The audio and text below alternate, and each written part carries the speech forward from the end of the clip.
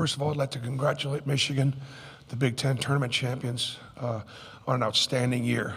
What an incredible first year for that staff to come in and turn that program around.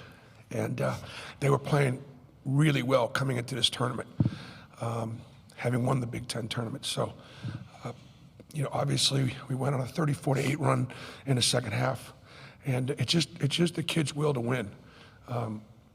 They just locked down defensively. I thought Dylan Cardwell did an incredible job on Golden. I thought Janai, Dylan, Cheney were physical with those guys and didn't let them dominate the game with their size, which they do against most opponents. And then I got a couple guards got really hot, that really got heated up. Denver got heated up, and Todd got heated up, and we went to them, and they delivered. So great one for Auburn, and 4 teams from the SEC in the Elite Eight. That's pretty good.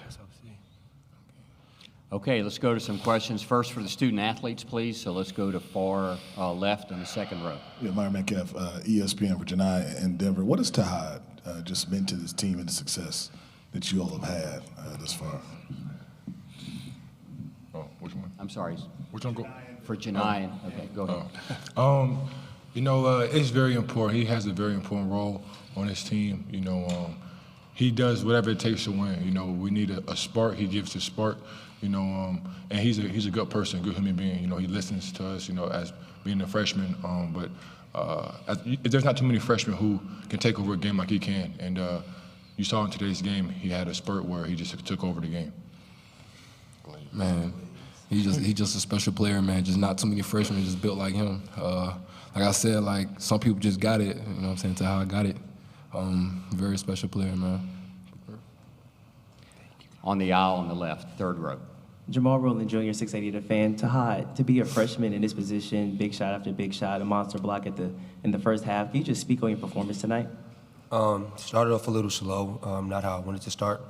But having guys like this just to back me up, knowing that they got my back is just amazing feeling. So just getting out there second half, getting back to what I usually do, and then obviously having guys like Denver and Janai stepping up too, playing huge minutes and doing what they do best. So just having guys like that, knowing they have my back is a great feeling. Let's stay on the left, on the fourth row. Raphael Haynes with the three-point conversion. It's for Janai. If any, what were the conversations like before you went on that run to get started on that run amongst the players, like in timeouts and so? We were playing bad. Being honest, we was playing bad. And we was turning the ball over a lot, and we wasn't guarding. But we were still in the game, so everybody just said, let's get 3 stops. And then 3 led to 4, and then 4 led to 5 stops, and then we went on a little run, and crowd got involved, and then we started playing Auburn basketball. Down front here in the first row. Robbie LaStellaBracketteer.org. My question's for Janai. You guys had your 34th 10-0 run of the season tonight. Where does this team's spurtability come from like that? The defensive end. We lay our hats on our defense. But then we have guys who can make plays. Denver went on a 10-0 run by itself. Tahad went on a 10-0 run by himself. It's just guys like that who can create shots. It takes a load off of me. I wasn't playing my best game today, but I had my guards come through and hit big shots. You had a triple-double today. He did? Oh, look at the stat sheet. No, he had a triple-double. Oh, he scored 22 points. He had 16 rebounds, and he missed 11 shots. Right. You had a triple-double.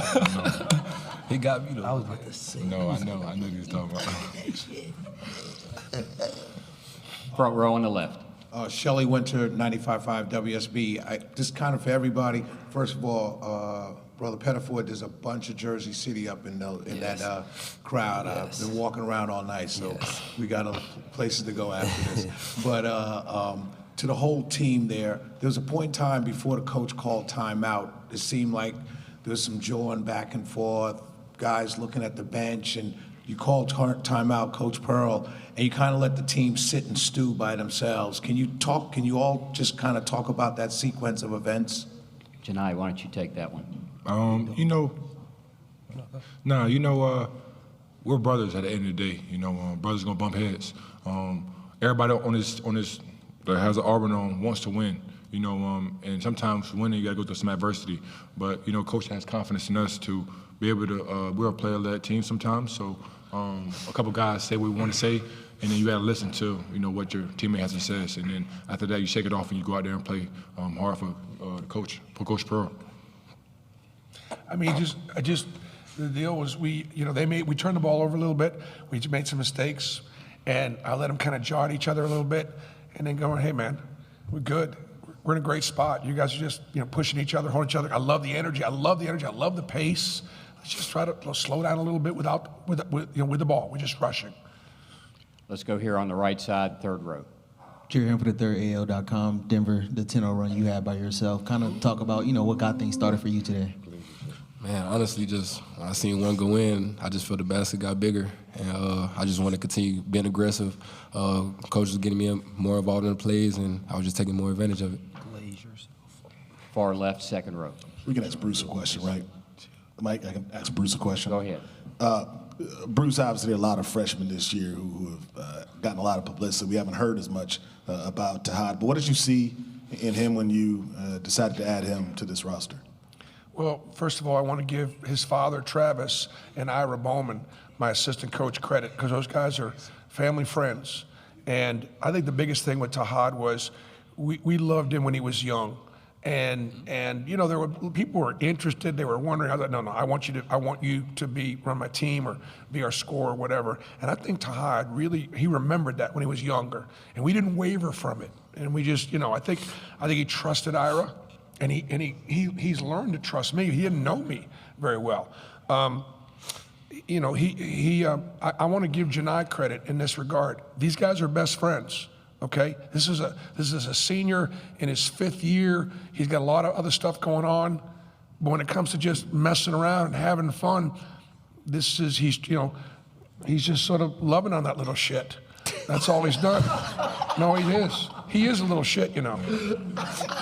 And he's loved on it. And you know what? So Tahad, he cares about Dylan. He cares about the seniors on this team, you know. And he really wants to deliver for them. Second row here on the right. For the players, in your all of you, how big was Tahad's 3 when y'all came out of the timeout down 9?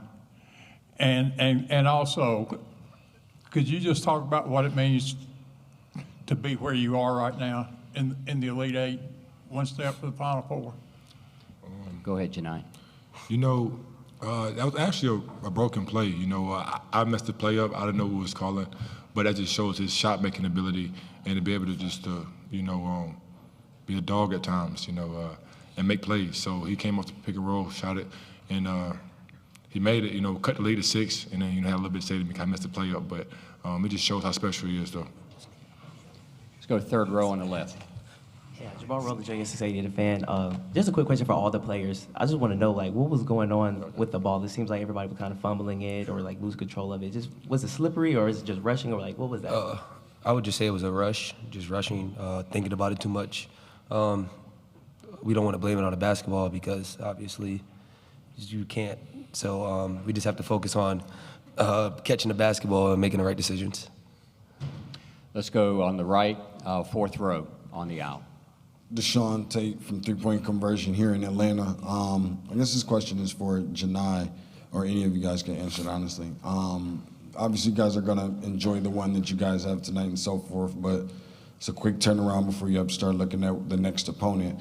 When you just think about who that next opponent is and so forth, what instantly comes to mind? What is your familiarity with that opponent? Janai? You know, first off, Tom Izzo is a great coach. You know, he's a Hall of Fame coach.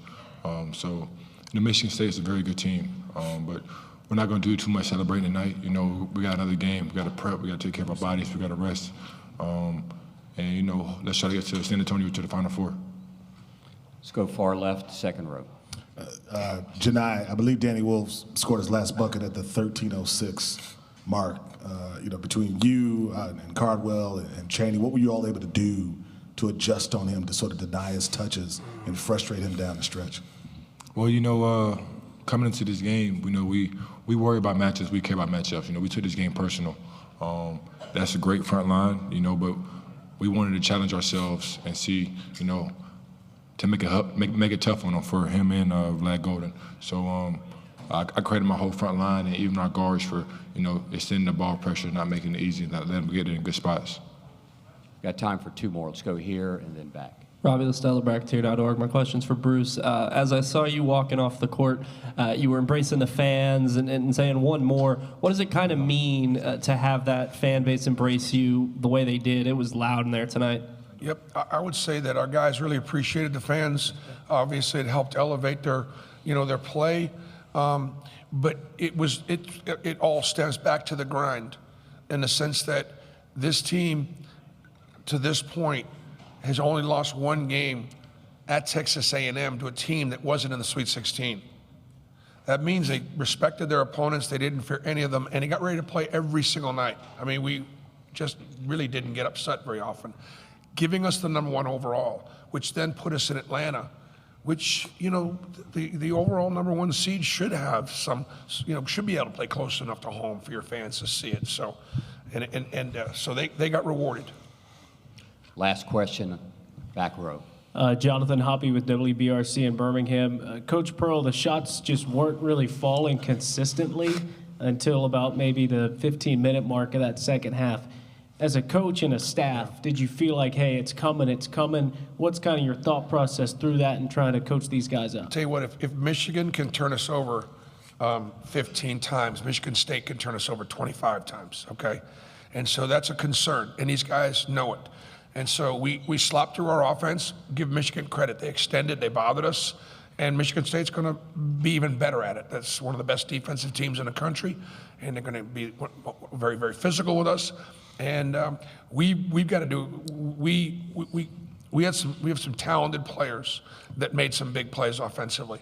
We have to execute better and work harder and be more physical offensively and take better care of the ball, you know, to be able to win the next game. That's all the time we have. Thank you, guys. I'm staying, right? No. This is it. Go ahead, Pat. One more. Time is up.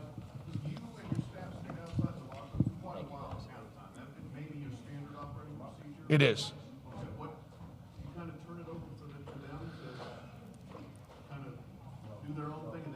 Yeah, it's really standard operating procedure. I want them to talk to each other. I want them to, you know, get after each other. I want them to encourage each other. I don't want to start coaching them as soon as they walk in the locker room. I want to just let those guys, because let me tell you something. Coaches can help teams win games. Players win championships. I know you hear that all the time. It's really true. When those guys talk about getting stops or taking better care of the basketball or quit rushing offensively, it means a lot more than when I say it. And so I let those guys, and that's sort of standard operating procedure. Plus we had it's a 20-minute halftime. So we had 5 extra minutes, but that's been the way it's been all year long.